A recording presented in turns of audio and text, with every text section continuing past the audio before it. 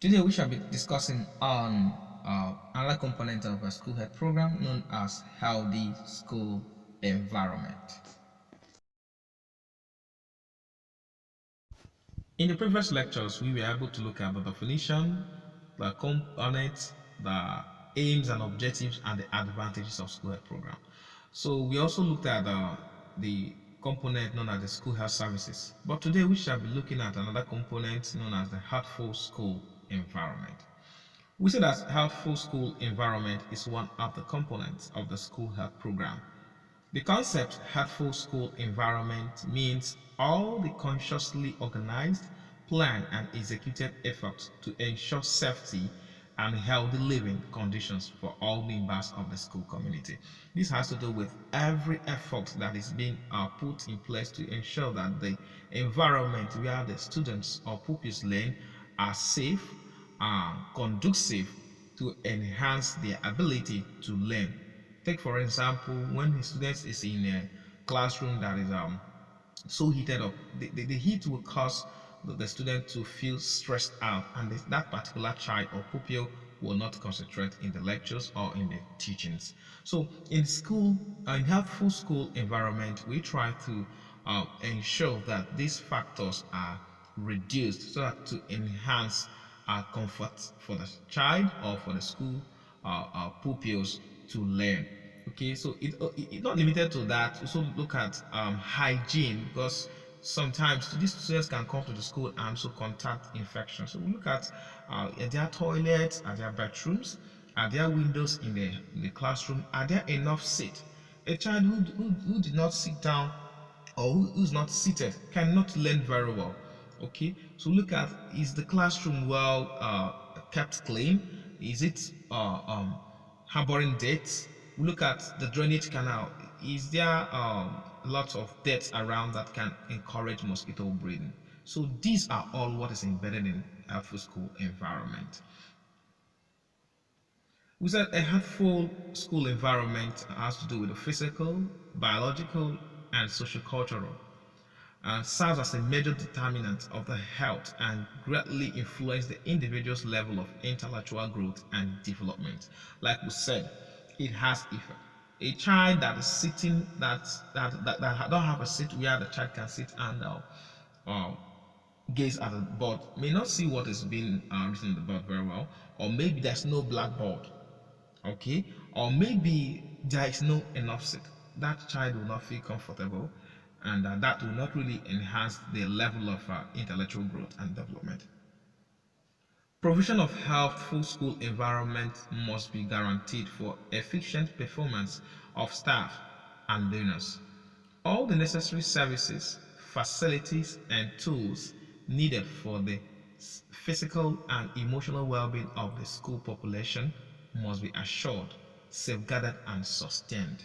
So, yeah, this brings us to another part of this healthful school environment. Even the government might bring these properties, they should be safeguarded and they should be sustained so that these conditions will be okay for the child to always learn at every point.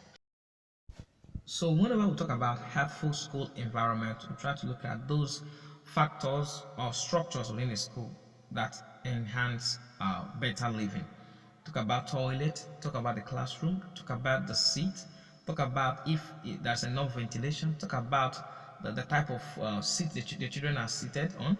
We'll talk about the distance to the board, talk about the relationship between the children in the school environment, talk about the hygiene level, talk about other things that can enhance hygiene, such as waste disposal, presence of good drainage canal, the presence of dustbin, buckets, or that sufficient amount of water supply for them to wash their hands, and other facilities such as light in the present day. Okay, so these factors that are in the environment, if they are not in the environment, sorry, they will greatly affect the child. They might even lead the child having diseases, can also lead the child being stressed out, can also lead the child being weak, can also lead the child not concentrating in the school while lectures are going on. Now let's talk about objectives of a heartful school environment. Okay, why do we need this heartful school environment? One is to create a healthy and safe learning environment in the school so that the children will not get infections or diseases that will make them not to learn, okay, or any other psychological related conditions too. Then another objective is to provide adequate safe water supply and sanitation facilities for use in schools. That is known as water, sanitation and hygiene. Okay, because these things help to break the chain of disease transmission. So when there's sufficient amount of water supply, they can wash their hand. Okay, when there's enough when they practice good level of sanitation, it helps to eradicate some diseases that are in the environment and also cut the chain of transmission of all those worms and infestations. Now let's look at the characteristics of healthful school environment. What you will see and note, yes, this is the healthful school environment. The major conditions required for healthful school environment includes location of school away from potential environmental hazard. Yeah, the school should not be within environment where there is high noise, like noise pollution from heavy engines or from mechanic or from industrial markets where they use machines that produce the high decibels of noise. Okay, then protection of the school community from excessive noise, heat, cold and dampness. Yeah, this has to do with the structure, the house. The school building should not enhance excessive noise nor excessive heat or cold or dampness, for this can affect the child. When there's excessive noise, the child will not listen, will not understand what is being taught in the class. When there's heat, this can lead to weakness, stress, and the child will not concentrate. When there's cold or dampness, it can actually affect the child's adaptability. Then, provision of adequate buildings constructed in line with approved standards, with particular emphasis on facilities for physically challenged learners. So this particular character tells us that some considerations should be given for children who have visual impairment, or for children who cannot hear very well, or other physical challenges. So when the seats are being constructed, these are also put into consideration. Those who cannot see far should be at the front part of the class. Those who cannot hear clearly should be closer to the board and all that. So these are uh, what it means: provision of adequate buildings constructed in line with approved standard, with particular emphasis on facilities for physically challenged learners. Let's look at it again before we proceed to other characteristics. We said the major conditions required for a healthful school environment includes location of schools away from potentially environmental hazard. I didn't talk about erosions. Okay, schools should not be in area where it is prone to erosion. That is, building schools in uplands or lowlands is not encouraged, because this school might be affected with flood. Okay, or siting school away from distance from where it can easily reach out to the community, like siting the school in the bush.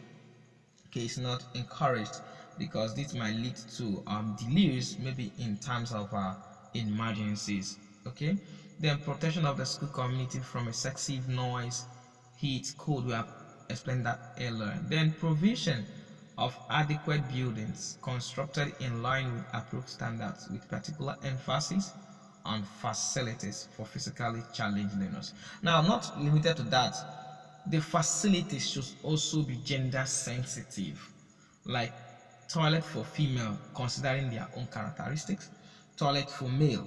Okay, then like we said, the seat should not encourage bad posture. The desk should not encourage bad posture. Okay, so these are some of the considerations that need to be put in place while getting these facilities for these school children.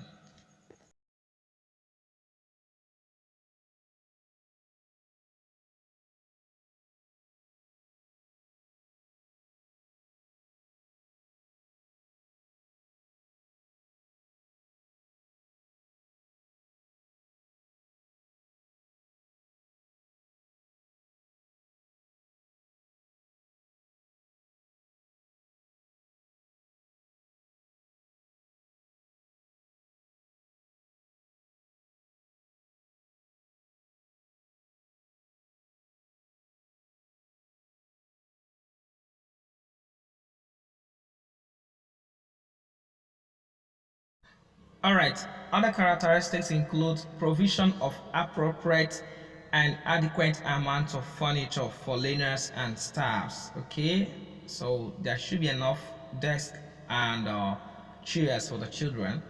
Then provision of adequate number of gender sensitive toilet facilities. We have said that. Then provision of adequate safe water supply and sanitation facilities for the school community.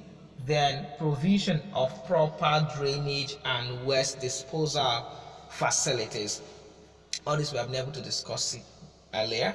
We said provision of appropriate and adequate amount of furniture for learners and staffs, provision of adequate number of gender sensitive toilet facilities, that's toilet for male and toilet for the female, provision of adequate safe water supply, the water should be safe and constant, okay, and sanitation facilities, tissues, toilets, soaps, and all that.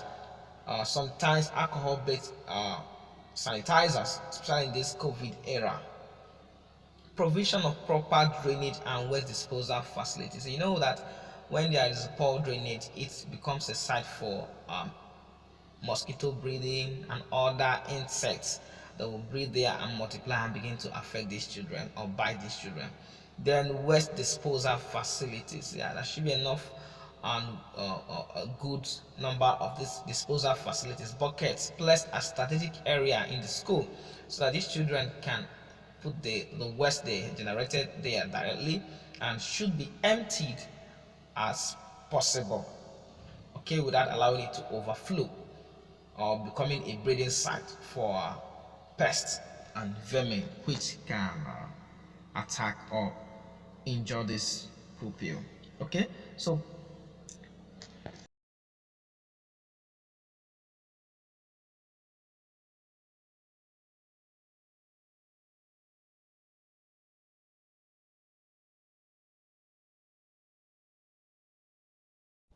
other characteristics also include provision of self-recreational and sport facilities. Yeah, this is to facilitate them being physically vigorous, and so when they perform these sports, they learn. Some of them can from there become athletics in the future. Okay, then perimeter fencing of the school. Yeah, the school should be fenced, especially in the developing countries, so that it can be protected from unnecessary intrusion from outsiders. Okay, sometimes we have reports that people come to the school community to go and defecate. So once the school is protected, it's now secured against these odds. Okay, then observation of annual school health days. This is very important to raise health awareness. Then promotion of healthy human relationship in the school community. Yeah, this shows there's no form of bullying. Okay, then promotion of health related school policies. So these are the characteristics of healthful school environment. So I hope to see you in the next lecture where we shall be discussing on another component, the school community relationship and also the school meal services. See you.